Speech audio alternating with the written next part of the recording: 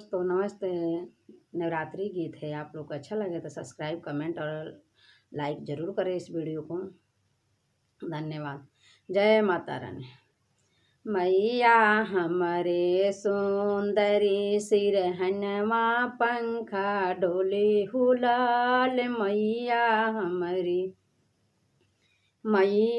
हमारी सुंदरी सिरहनवा पंखा डोले होला अल। मैया हमारे सुंदरी मैया कसीर नाथिया शोभे टिकवा बिराजे होला।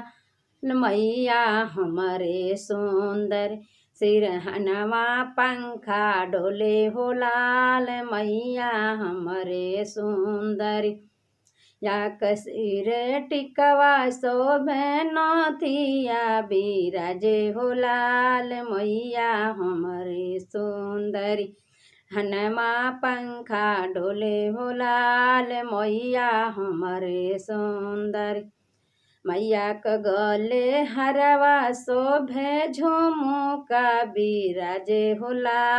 मैया हमारे सुंदरी सिरहनवा पंखा डोले होलाल। मैया हमारे सुंदरी हनवा पंखा डोले होलाल। मैया हमारे सुंदरी मैया के शोभे पियरी चुनरी बिराजे होलाल। मैया हमारे सुंदरी हनमा पंखा डोले होलाल। मैया हमारे सुंदरी मैया के हाथे कड़वा शोभे कमर बिराजे होलाल। मैया हमारे सुंदर सिरहनवा पंखा डोले होलाल। मैया हमारे सुंदरी सिरहनवा पंखा डोले होला।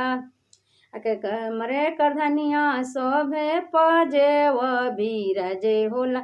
मैया हमारे सुंदर सिरहनवा पंखा डोले होलाल। मैया हमारे सुंदर सिरहनवा पंखा डोले होलाल। मैया हमारे सुन मैया के पजेव पजनिया शोभे चुटकी बिराजे होलाल। मैया हमारे सुंदर सिरहनवा पंखा डोले होलाल। मैया हमारे सुंदरी। जय माता रानी।